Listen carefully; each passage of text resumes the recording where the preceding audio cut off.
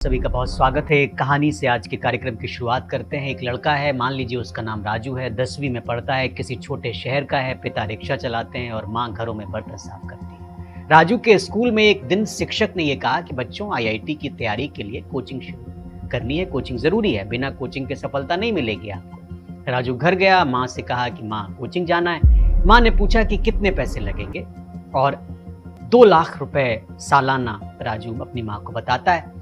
उस दिन राजू की माँ ने खाना नहीं बनाया, पिता चुपचाप बैठे रहे और राजू ने अपने सपने ही मार लिए।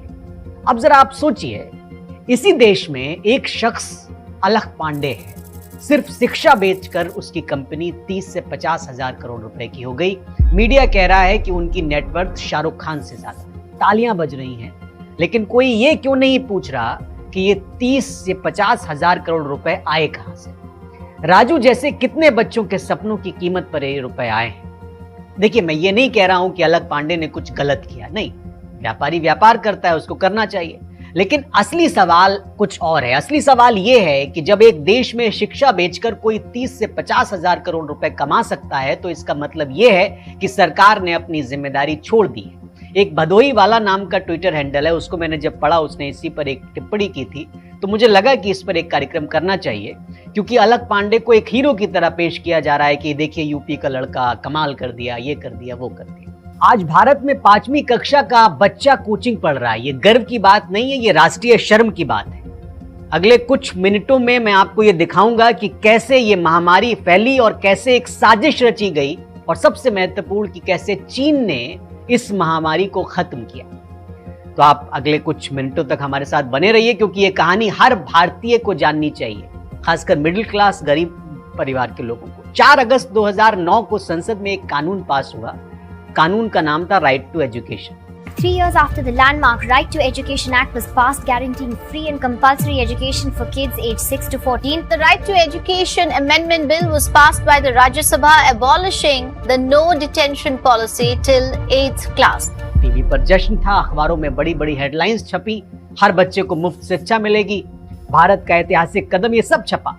लेकिन 15 साल बाद आज मैं पीछे मुड़कर जब इसको देखता हूं, तो एक सवाल खड़ा होता है, और सवाल ये कि क्या ये कानून बच्चों के लिए बनाया गया था या किसी और के लिए बनाया गया था। साजिश का पहला मोहरा यह है कि कोई बच्चा फेल नहीं होगा। आरटीई में एक धारा थी, 8वीं तक कोई बच्चा फेल नहीं होगा। सुनने में क्या लगा? बड़ा अच्छा लगा। अच्छा लगेगा आपको भी। बच्चों पर दबाव नहीं, मासूम बचपन है। लेकिन हकीकत क्या थी? हकीकत यह थी कि मेरे पास एक रिपोर्ट है जिसको मैं कोट करना चाहता हूं, साल 2020 की, नाम है ASER रिपोर्ट, और इसमें लिखा हुआ है कि तीसरी कक्षा में पढ़ने वाले 100 बच्चों में से केवल 16 बच्चे दूसरी कक्षा का पाठ ठीक से पढ़ सकते हैं। यानी 84 बच्चे पढ़ना भी नहीं जानते, फिर भी तीसरी क्लास में उनको बिठा दिया जाता है। और ये कोई छोटी संख्या नहीं है। जब 84% बच्चे बुनियादी चीजें नहीं सीख रहे हैं, तो समझ जाइए कि कहीं ना कहीं खेल तो कुछ खेला गया। तो अब सवाल ये उठता है कि जब बच्चे स्कूल में नहीं सीख रहे, तो वो कहां सीखने जाएंगे? जवाब बड़ा सरल है, कोचिंग में सीखने जाएंगे। ये साजिश का पहला कदम था। स्कूलों को इतना कमजोर कर दो कि बच्चों को कोचिंग की जरूरत पड़ने लगे। साजिश का दूसरा मोहरा, शिक्षकों को गायब कर दो। शिक्षक नहीं होने चाहिए, शिक्षकों को कम कर दो। अब सुनिए ये कैसे इंप्लीमेंट किया गया। एक संसदीय रिपोर्ट है, पार्लियामेंट्री कमेटी की रिपोर्ट है, अगस्त 2025 की। इसमें लिखा हुआ है कि भारत के स्कूलों में 9,83,000 शिक्षकों के पद खाली हैं। लेकिन यह सिर्फ एक संख्या नहीं है। इसको आप ऐसे समझिए कि मान लीजिए कि एक स्कूल में 500 बच्चे पढ़ते हैं और सिर्फ 5 शिक्षक हैं। हर शिक्षक को 100 बच्चे पढ़ाने हैं, एक क्लास में 100 बच्चे। अब आप बताइए कि क्या पढ़ाई हो पाएगी? क्या शिक्षक हर बच्चे पर ध्यान दे पाएगा? कमेंट करके आप बता सकते हैं, नहीं दे पाएगा। और तब बच्चा कहां जाएगा? फिर से कोचिंग। अब जरा राज्यों की स्थिति आप देख लीजिए, आप किसी भी राज्य में रहकर। हरियाणा में हर 10 में से 4 शिक्षकों के पद खाली हैं, यानी 40%। कर्नाटक में वहां 55,000 पद खाली हैं। 2026 तक ये संख्या 1 लाख हो जाएगी। बिहार में जहां चुनाव हुआ, लगभग 2 लाख शिक्षकों के पद खाली हैं। तो सवाल यह उठता है कि जब हर साल बजट बढ़ता है, तो शिक्षक क्यों नहीं बढ़ रहे हैं? साजिश का तीसरा मोहरा है कि पैसा कहां जा रहा है। यह बड़ा सवाल है, क्योंकि पैसा ही तो बोलता है। सरकार कहती है कि हम शिक्षा पर खूब खर्च कर रहे हैं, लेकिन आप हकीकत भी जान लीजिए, आपको जाननी चाहिए। भारत अपनी जीडीपी का सिर्फ 3% शिक्षा पर खर्च करता है, जबकि हमने खुद ही टारगेट सेट किया है 6% का। अब आप तुलना करिए दूसरे देशों से। चीन 6% से ज्यादा खर्च कर रहा है, अमेरिका 6% से ज्यादा खर्च कर रहा है, भारत सिर्फ 3% खर्च कर रहा है। और ये जो 3% है वो भी कहां जा रहा है? मिड डे मील में जा रहा है, यूनिफॉर्म में जा रहा है, किताबों में जा रहा है जो मुफ्त में बांटी जा रही हैं। लेकिन शिक्षक, प्रयोगशाला, लाइब्रेरी, खेल का मैदान, ये कहीं नहीं है। इसको कोई नहीं पूछ रहा। साजिश का चौथा मोहरा प्राइवेट स्कूलों को खिलाना। ये भी अब आप सुन लीजिए, ये सबसे बड़ा घोटाला है, कोई इस पे बात नहीं करेगा। आरटीई में एक नियम है कि हर प्राइवेट स्कूल को 25% सीटें गरीब बच्चों के लिए रखनी होंगी। बड़ा अच्छा नियम है, अच्छा लगा आपको? गरीब बच्चों को अच्छे स्कूल में मौका मिलेगा। लेकिन कैच ये है कि जब एक गरीब बच्चा प्राइवेट स्कूलों में दाखिला लेता है तो सरकार उस स्कूल को प्रति बच्चा पैसा देती है। यानी सरकार पैसा सीधे निजी स्कूलों की जेब में डाल रही है। अच्छी बात है। अगर यही पैसा सरकारी स्कूलों में लगाया जाता तो क्या होता? इसका फायदा होता। लेकिन नहीं, क्योंकि ये निजी स्कूल किसके हैं? आप खुद भी थोड़ी तहकीकात करिए। आंकड़े नहीं, मैं असलियत आपको दिखाता हूं। खुद तहकीकात कर लीजिएगा, लेकिन असलियत भी जान लीजिए। कल्पना करिए कि एक शहर है जिसका नाम है कोटा। अब इसमें कल्पना नहीं करनी, कोटा तो है एक शहर, एक छोटा सा शहर राजस्थान में। लेकिन इस शहर में 2.5 लाख से ज्यादा बच्चे रहते हैं और ये बच्चे यहाँ घूमने नहीं आए हैं, पढ़ने आए हैं, IIT-JEE की तैयारी करने के लिए आए हैं। लेकिन ये कोई स्कूल नहीं है, ये एक जेल है, जेल। कुछ लोगों को बुरा लगेगा, लेकिन आप सुनिए कैसे।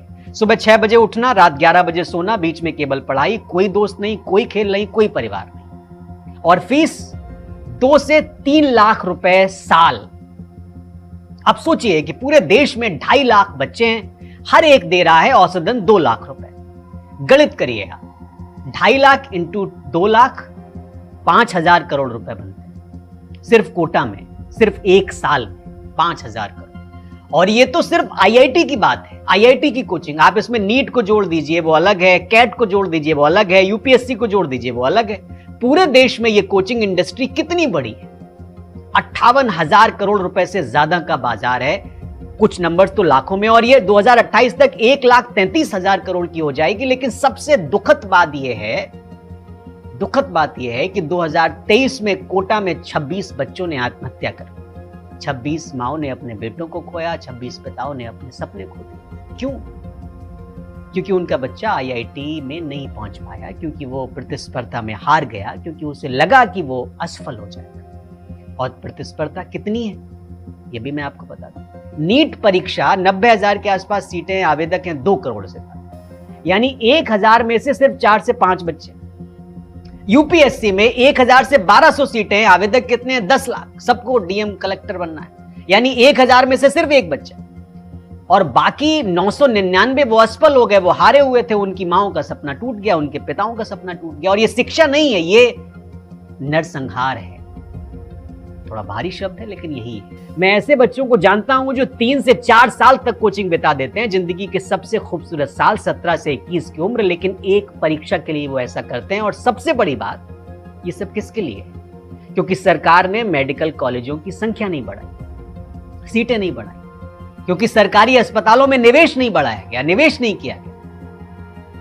ये वर्ग युद्ध का असली चेहरा है। अब आपको एक और तस्वीर देखनी चाहिए। गरीब बच्चा सरकारी स्कूलों में पढ़ता है, वहां कोई शिक्षक नहीं, कोई किताब नहीं। वो IIT का सपना देखता है, लेकिन कोचिंग की फीस नहीं है उसके पास, तो उसका सपना तो वहीं मर जाता है। अब मिडिल क्लास बच्चे को लीजिए, उसके पिता कुछ करते हैं छोटा मोटा काम, माँ घरों में काम करती है या वो भी कुछ छोटा मोटा काम करती है। वो किसी तरह 2 लाख रुपए जुटा लेते हैं, अपना घर गिरवी रखते हैं, कर्ज लेते हैं, बच्चे को कोचिंग भेज देते हैं। अब सारा दबाव उस बच्चे पर है।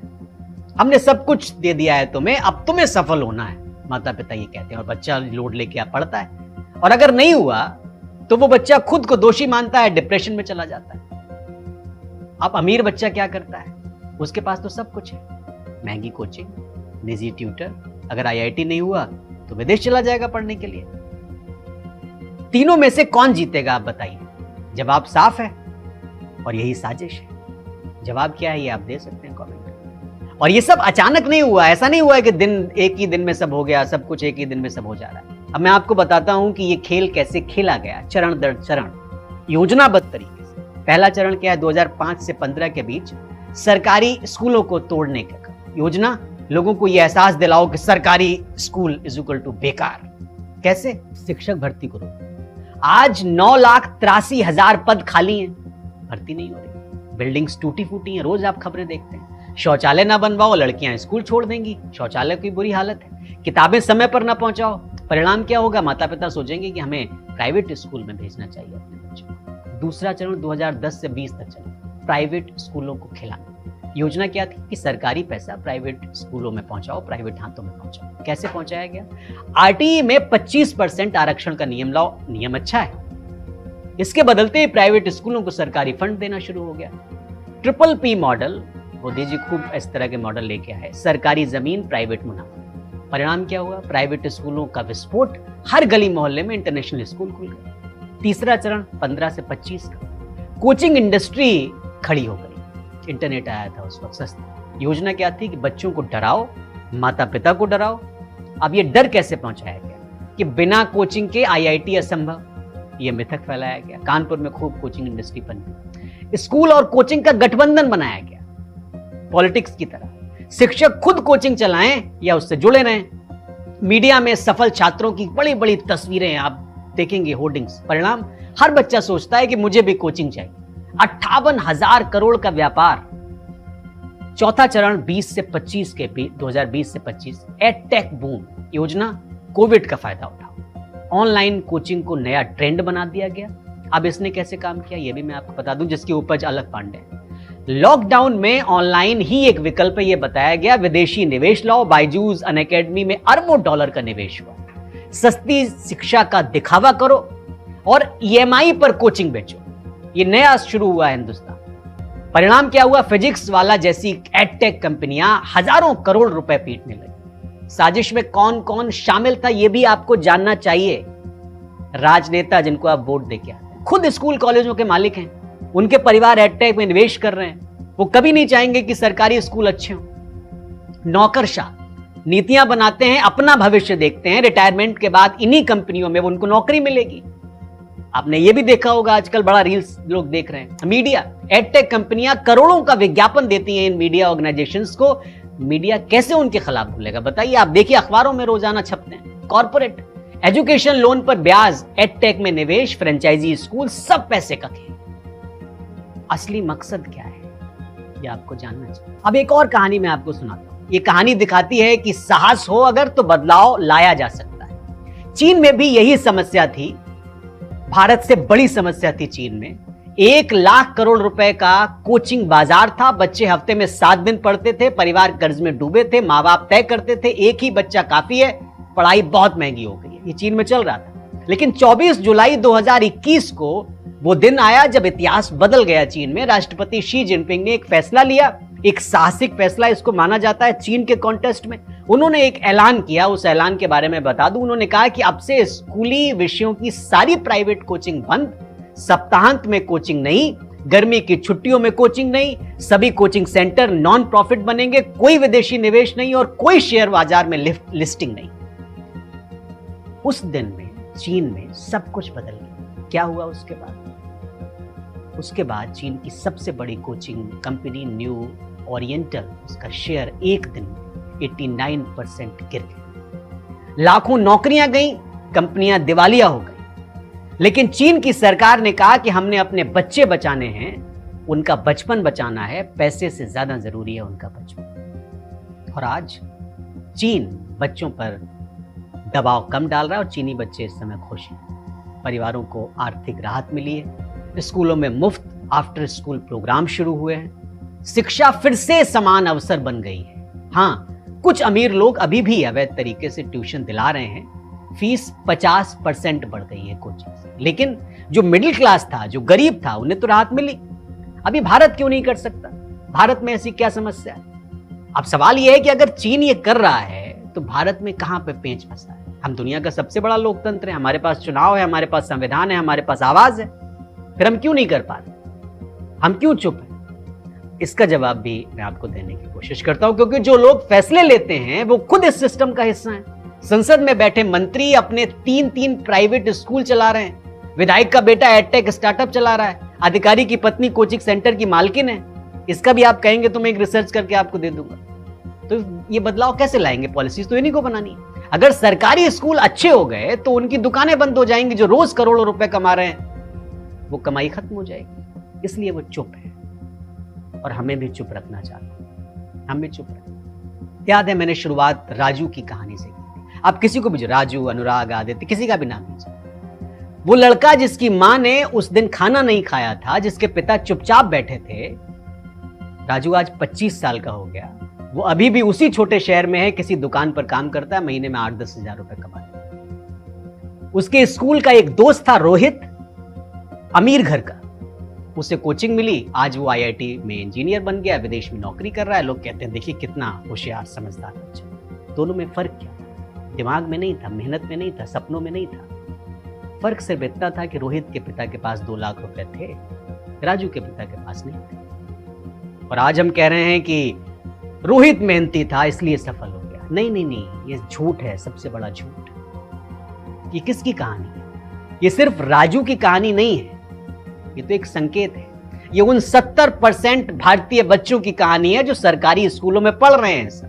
ये उन माताओं की कहानी है जो रोज सोचती हैं कि काश मेरे पास भी पैसे होते तो मैं अपने बच्चों को पढ़ा पाता। ये उन पिताओं की कहानी है जो अपनी पूरी जिंदगी की बचत एक परीक्षा में लगा देते हैं। ये उन 26 बच्चों की कहानी है जिन्होंने 2023 में कोटा में अपनी जान दे दी। और सबसे दर्दनाक बात, ये अभी भी जारी है। रोजाना हम अलग पांडे को स्टार बना रहे, खान सर को स्टार। मैं जानता हूं कि ये वीडियो आपको परेशान कर रहा होगा, असहज कर रहा होगा। कुछ लोग कह रहे होंगे क्या फर्जी बातें फेंक रहे। अच्छा है, क्योंकि जब तक हम असहज नहीं होंगे, परेशान नहीं होंगे, हम कैसे सोचेंगे कि बदलाव भी जरूरी है? हम वोट देते रहेंगे, खुश रहेंगे। तो आप सवाल ये है कि हम क्या करें? क्या ये वीडियो बंद करके भूल जाएंगे? मुझसे कहेंगे कि क्या ज्ञान पेल रहा है, वही रूटीन? या फिर आप कुछ कहेंगे, कुछ पूछेंगे, कुछ सोचेंगे? जरा कल्पना करिए, एक भारत हमारा देश प्यारा, जहां हर सरकारी स्कूल में पर्याप्त शिक्षक हो, जहां हर क्लासरूम में लाइब्रेरी हो स्कूल में, जहां बच्चे हंसे, खेलें, पढ़ें, सीखें, जहां राजू को भी वही मौका मिले जो रोहित को मिला, जहां मां को अपना खाना छोड़ना ना पड़े और जहां पिता को अपना घर गिरवी न रखना पड़े बच्चों को पढ़ाने के लिए, जहां शिक्षा फिर से अधिकार बने, उत्पाद न बने जो बन गई है। ये सिर्फ सपना नहीं है, ये संभव है। चीन ने साबित किया, फिनलैंड ने साबित किया, क्यूबा ने साबित किया, छोटे छोटे देशों ने साबित किया है। ये तो भारत क्यों नहीं कर सकता? ये छोटा सा सवाल है। जब इतिहास 2025 के भारत के बारे में लिखा जाएगा तो क्या लिखा जाएगा इतिहास? ये उस समय था जब शिक्षा बाजार में बिकती थी, जब गरीब बच्चों के सपने कर्ज की ईएमआई में दबे हुए थे, जब कोचिंग सेंटर मंदिर बन गए थे। मैं रोजाना ऑफिस में आता हूं, तमाम फिजिक्स वालों के बच्चे मुझे दिखते हैं। ये वो समय था जब लोगों ने आवाज उठाई, जब उन्होंने सवाल पूछे, जब उन्होंने शिक्षा के बाजार की बेड़ियों को मुक्त कराया। फैसला हमें करना है, फैसला आपको करना है। और याद रखिए कि फिजिक्स वाला हो, दृष्टि हो, या कोई भी कोचिंग संस्थान हो जो हजारों करोड़ रुपए की सफलता पर तालियां बजवाते हैं और आप बजाते हैं, उनको बंद करिए। ये सफलता नहीं है, ये सरकार की विफलता का प्रमाण पत्र है, सर्टिफिकेट। ये उस व्यवस्था की विफलता है जो शिक्षा को मौलिक अधिकार मानने से इनकार करती है। और सबसे बड़ी विफलता हमारी चुप्पी है। तो आज से, अभी से, इसी क्षण से चुप्पी तोड़िए, बोलिए, सवाल करिए, शेयर करिए, वोट करिए। क्योंकि ये सिर्फ शिक्षा का मुद्दा नहीं है, ये हमारे देश के भविष्य का मुद्दा है, हमारी अगली पीढ़ी के सपनों का मुद्दा। अगर 50 साल बाद आपका बच्चा, आपका पोता आपसे पूछे कि दादाजी जब शिक्षा बाजार में बिक रही थी तब आप क्या कर रहे थे, आपने क्या किया, तो आप क्या जवाब दें? फैसला आपका है, आपको जवाब देना। शिक्षा हर बच्चे का अधिकार है, इसे बाजार से छीनने का समय आ गया। छीनना पड़ेगा, नहीं तो फिर आप खुद को दिखाने के लायक नहीं रहेंगे। फिलहाल इस कार्यक्रम में इतना ही, मुझे इजाजत दीजिए। बहुत शुक्रिया।